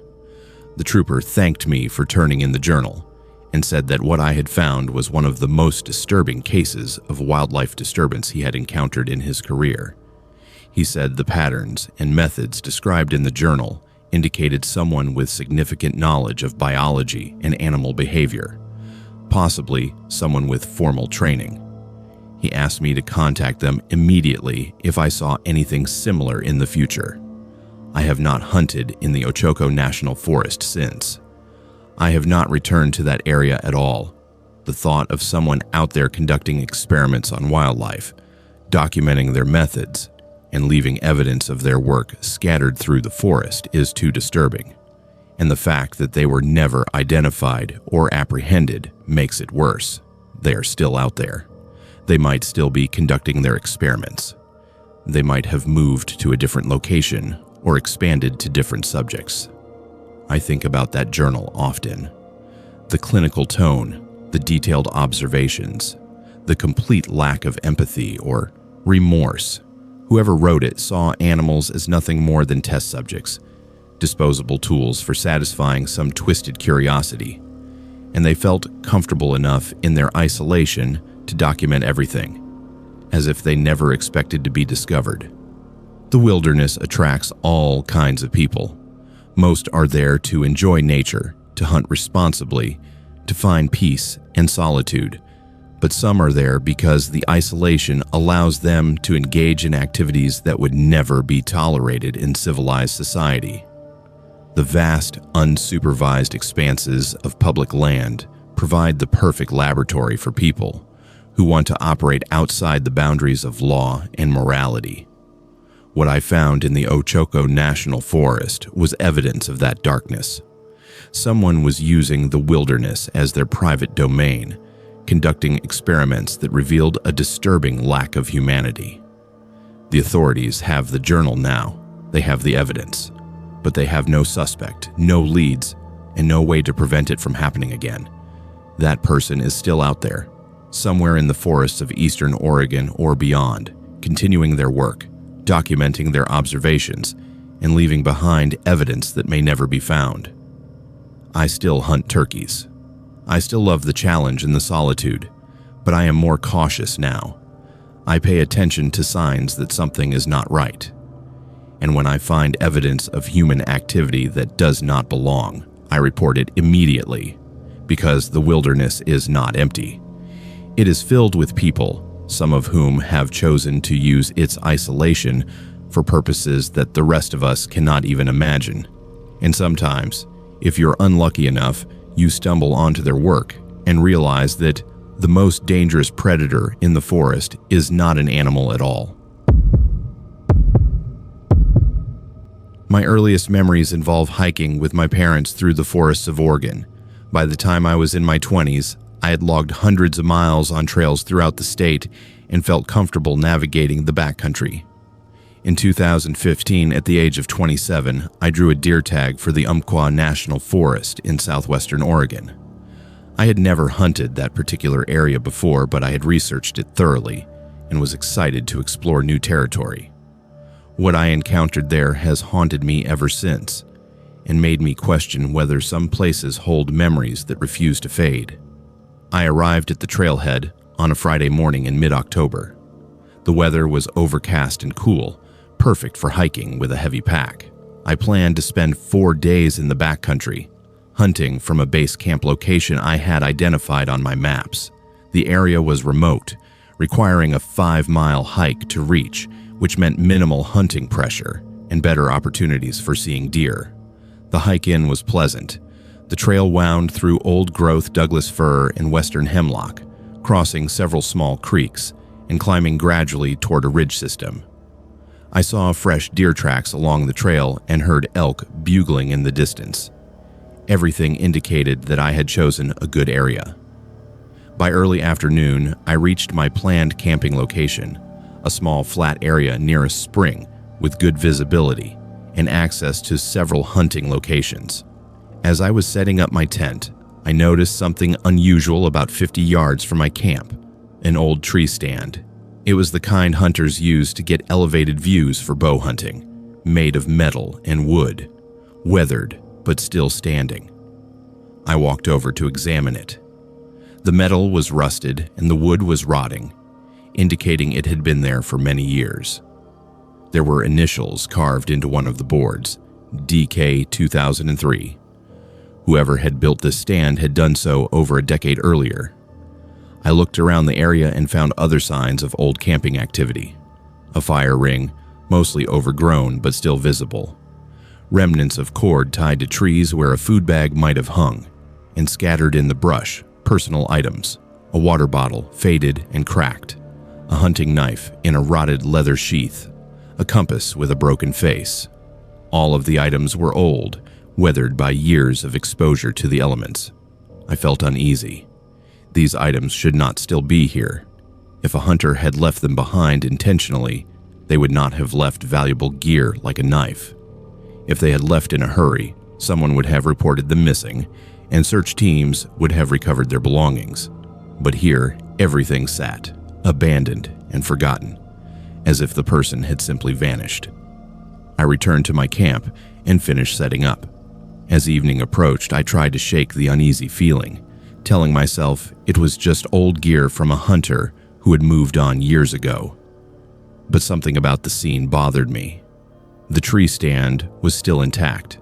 The items were scattered as if dropped rather than packed away, and the initials carved into the wood, DK 2003, felt like a marker of someone who had been here and never left. That night, I had trouble sleeping.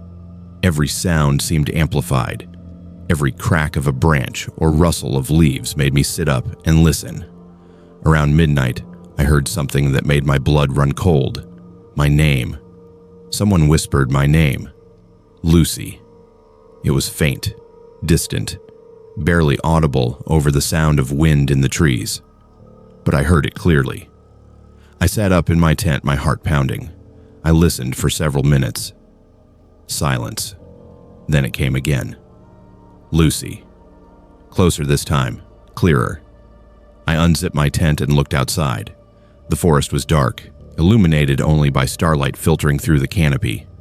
I saw nothing. I called out, asking if anyone was there. No response. I crawled back into my tent and tried to convince myself I had imagined it, but then it came again. Lucy. And again. Lucy. The voice was coming from different directions now, circling my camp. Sometimes it sounded male, sometimes female. Sometimes it was barely a whisper. Sometimes it was clear and distinct. I grabbed my flashlight and my bear spray and sat in the center of my tent, scanning the darkness outside through the mesh window. The voice continued, repeating my name over and over, always from a different location, always just out of sight. This went on for hours. I did not sleep. I just sat there, gripping my bear spray, waiting for dawn. When the sun finally rose, the voice stopped. The forest went quiet. I waited until full daylight before I emerged from my tent. Everything looked normal. There were no footprints around my camp, no signs that anyone had been there, but I knew what I had heard. Someone or something had been calling my name throughout the night, circling my camp, staying just out of sight. I should have packed up and left immediately.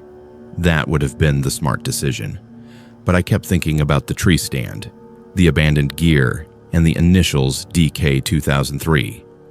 I needed to know if there was a connection. I decided to hike to the nearest ranger station, which was about 10 miles away, and ask if they had any records of missing hunters from 2003. I packed a light day pack and started hiking. The trail was well marked, and I made good time. By early afternoon, I reached the ranger station, a small building at the edge of the national forest. The ranger on duty was an older man who had worked in the area for decades. I told him about the tree stand, the abandoned gear, and the initials.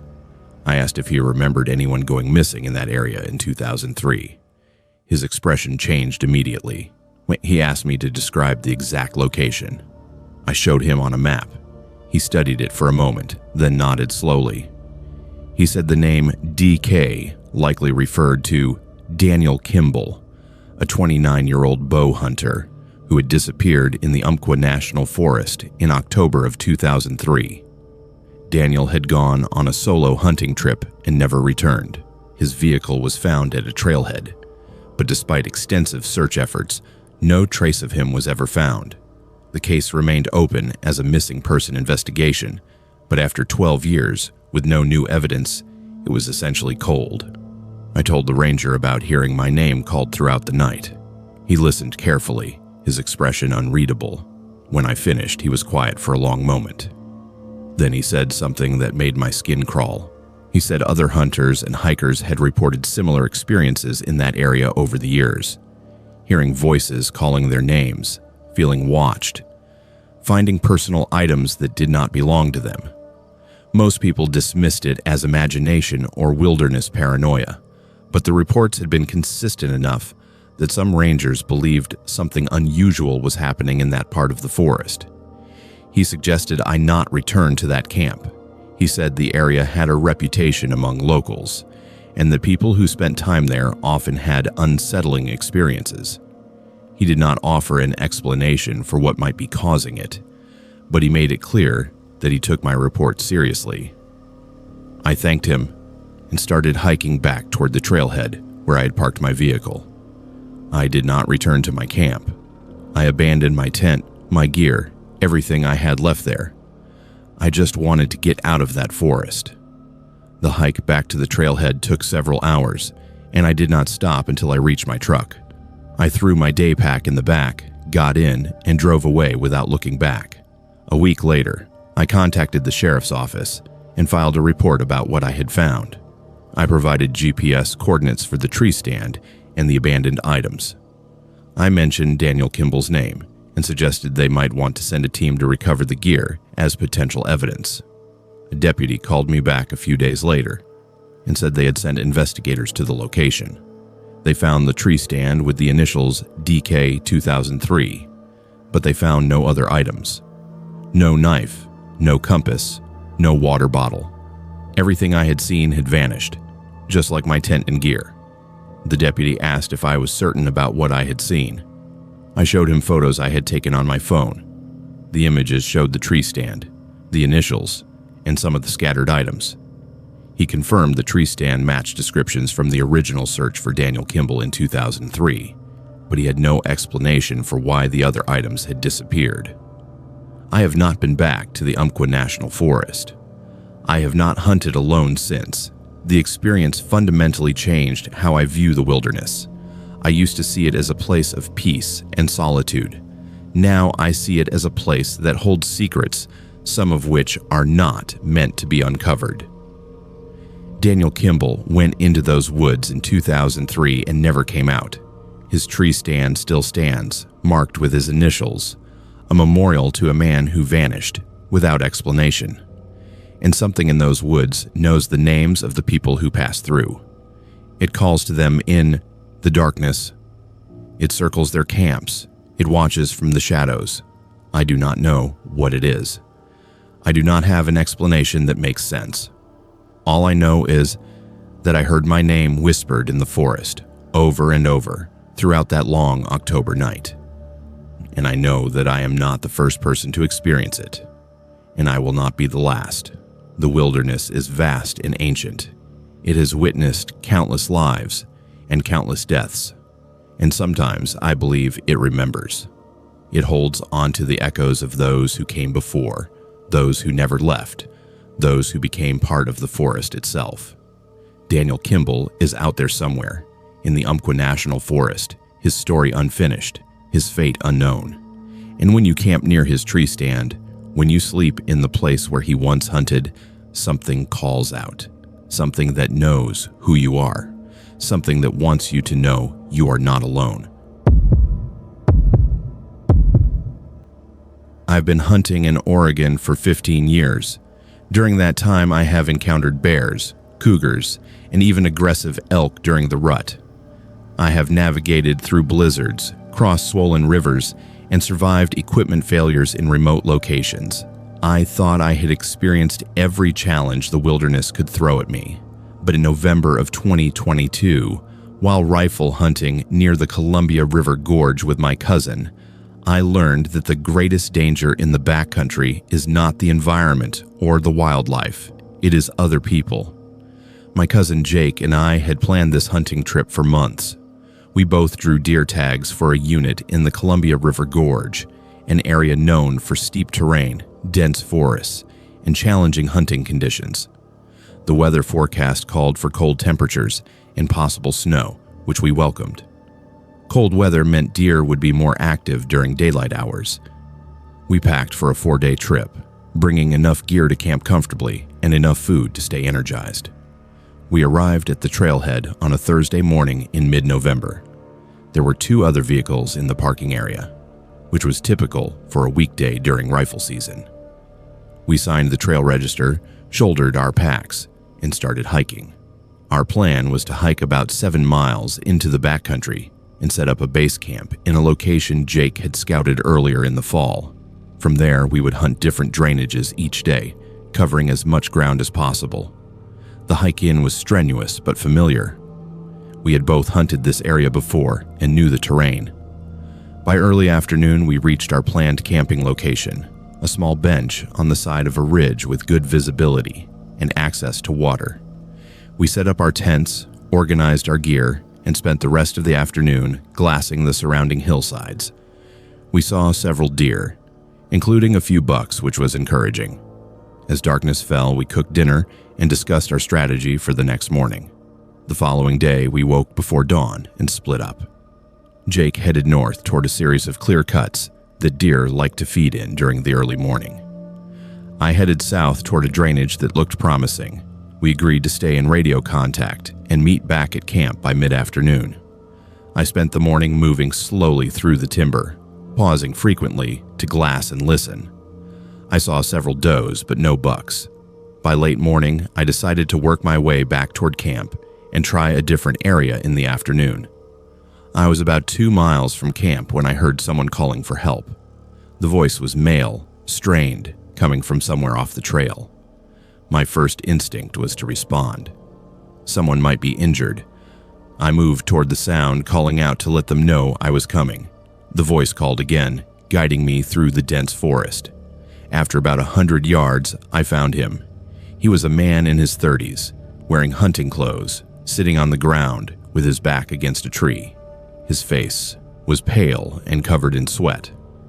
There was blood on his jacket and pants. A lot of blood. He looked up at me with what appeared to be relief and said he had been attacked.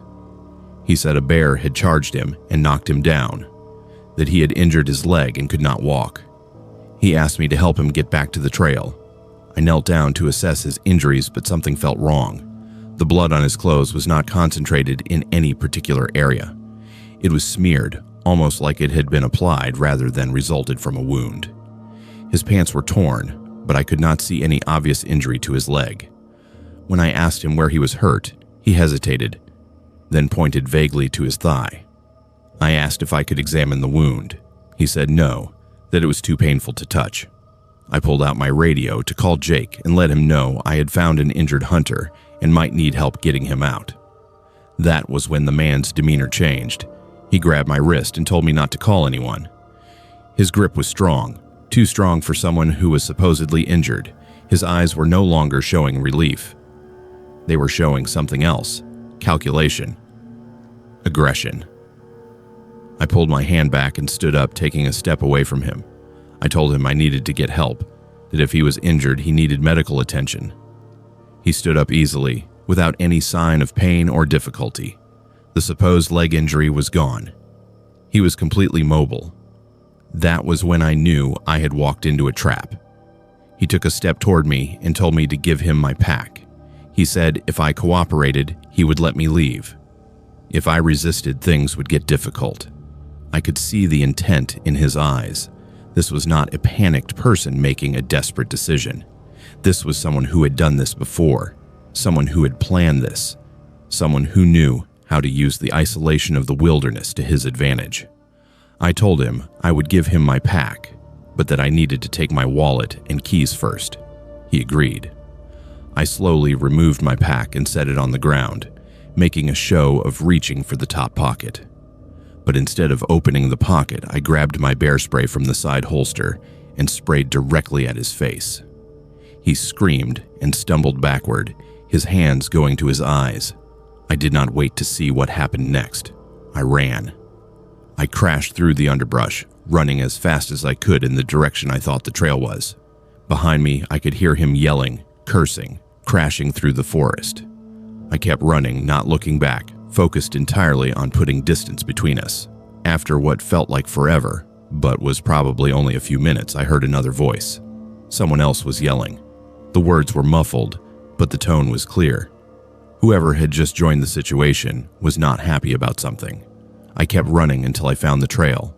Then I followed it back toward camp as quickly as possible. My lungs were burning and my legs felt like they were going to give out, but I kept moving.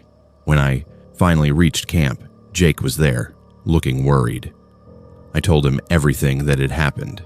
The fake injury, the blood, the demand for my pack, the bear spray, the running. He listened with a grim expression, then said we needed to leave immediately.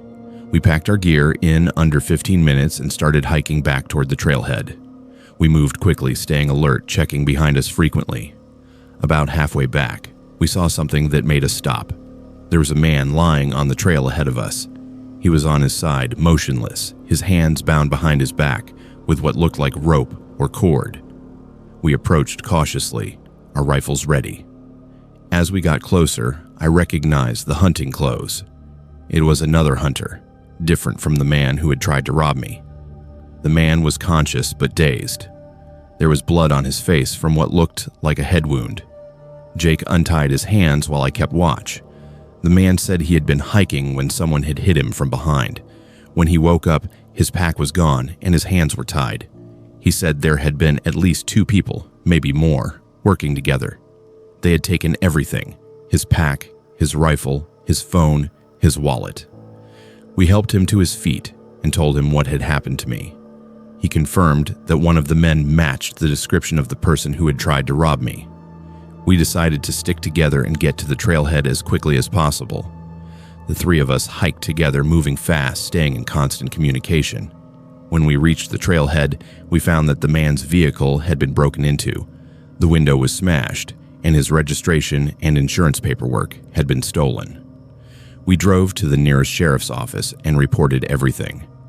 The deputies listened carefully, took detailed statements, and said they would investigate.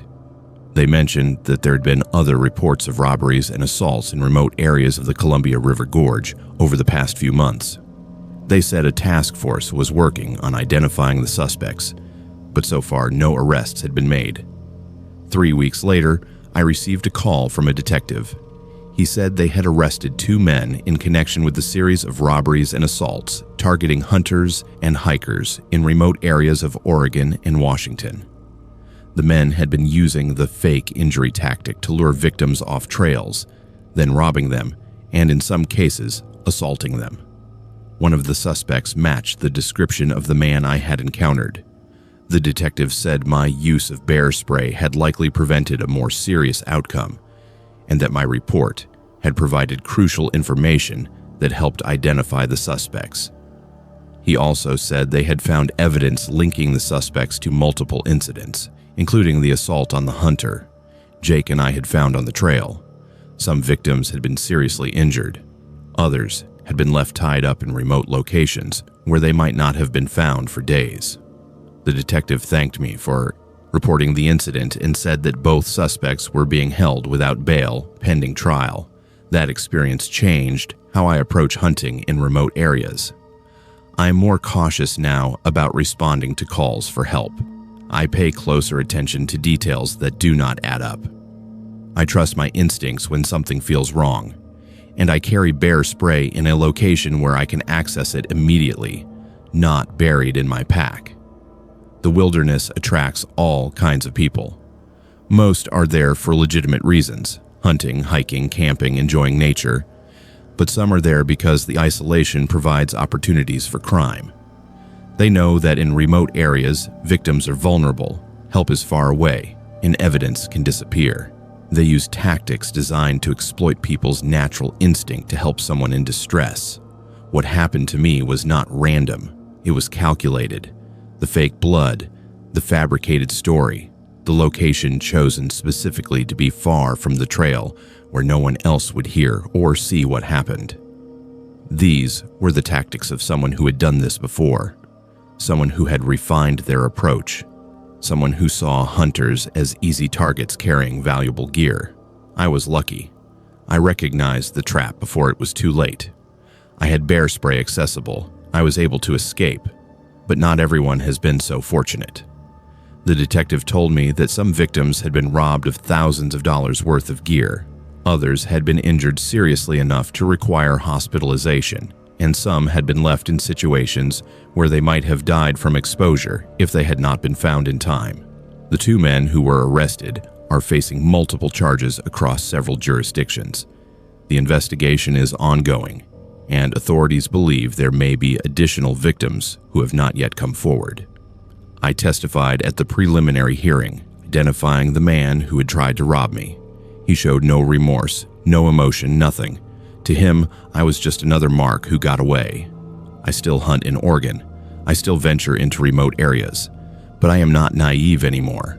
I know that the greatest danger in the wilderness is not always what you expect. It is not always the bear, or the storm, or the cliff.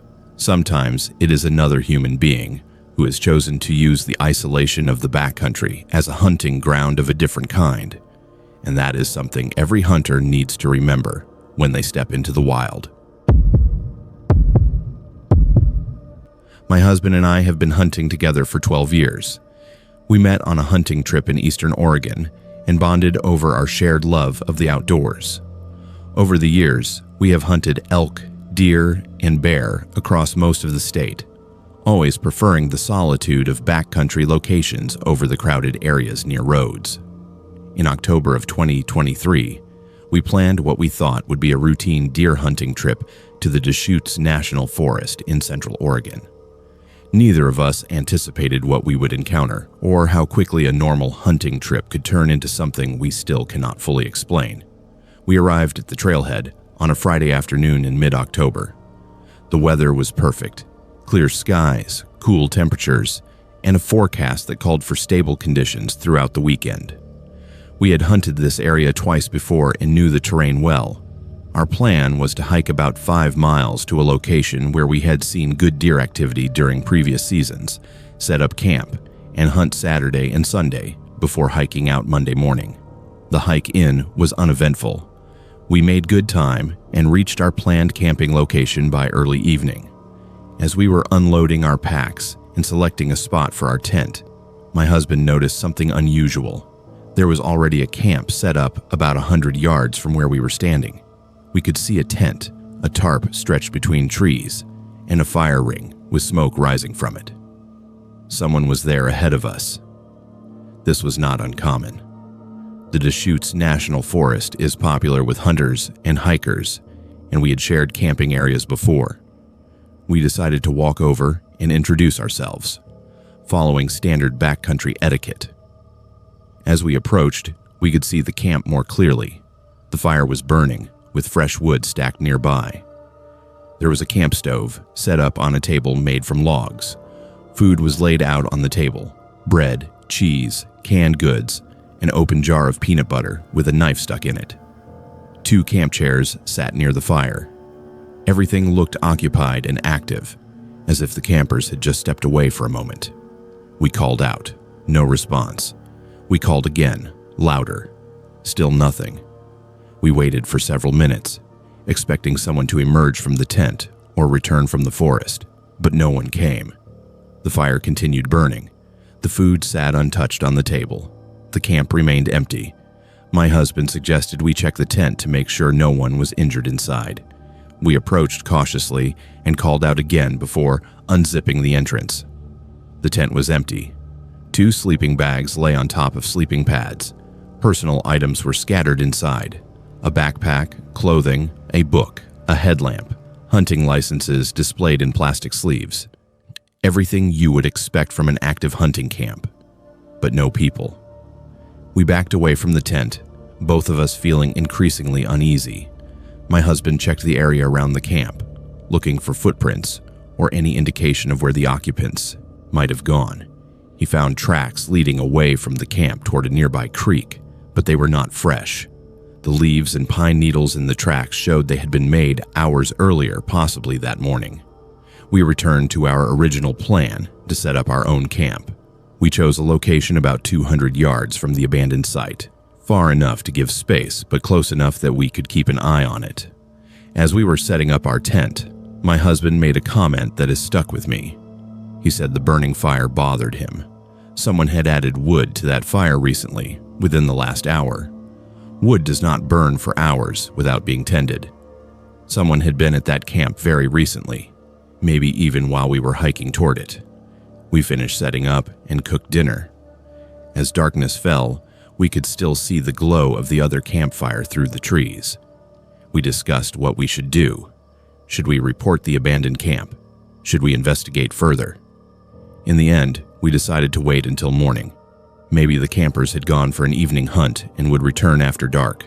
Maybe there was a simple explanation we were not seeing. That night, I had trouble sleeping. Every sound seemed amplified. I kept thinking about that burning fire, the food laid out on the table, the sleeping bags arranged in the tent. Something felt wrong, but I could not articulate what it was.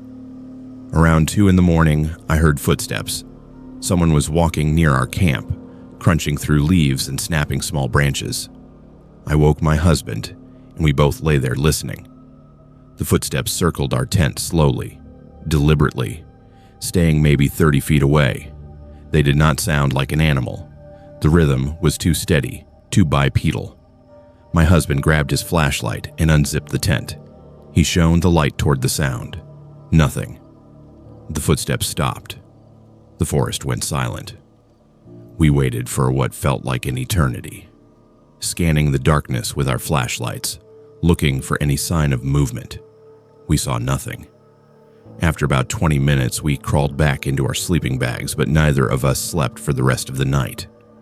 Dawn came slowly. As soon as there was enough light to see, we got up and looked around our camp. There were footprints in the soft earth near our tent. Bare footprints. Human footprints. Someone had been walking around our camp in bare feet in near freezing temperatures in the middle of the night. The prints circled our tent multiple times, then led back toward the abandoned camp. My husband and I looked at each other. We did not need to discuss it. We both knew we needed to leave. We packed our gear quickly, stuffing everything into our packs without our usual organization. As we were finishing, we decided to check the other camp one more time. We walked over together, staying close, both of us on edge. The fire had burned down to coals. The food was still on the table, untouched. The tent was still empty. But something was different. The sleeping bags that had been on top of the sleeping pads were now inside them, as if someone had climbed in and then gotten out. The book that had been on one sleeping bag was now on the other. Personal items had been moved. Someone had been in that tent during the night, but where were they now? We backed away and started hiking toward the trailhead immediately. We did not run, but we moved quickly, checking behind us frequently. About halfway back, maybe 2 miles from the camp, we heard something that made us stop. Screaming. Not human screaming. Not animal screaming. Something in between. It was distant, coming from the direction we had just left, rising and falling in pitch in a way that made my skin crawl. We did not investigate. We kept walking, faster now, occasionally breaking into a jog on the flat sections of trail. The screaming continued for several minutes, then stopped abruptly. The forest went silent. We did not hear birds. We did not hear wind. Just oppressive, suffocating silence. We reached the trailhead by mid-morning. We threw our packs into the truck and drove to the nearest ranger station about 30 miles away. We reported everything: the abandoned camp, the burning fire, the footprints circling our tent, the changes to the other camp during the night, the screaming. The ranger listened carefully, asked detailed questions, and said they would send a team to investigate. 2 days later, a ranger called us. He said they had located the camp exactly where we described it. The fire had burned out.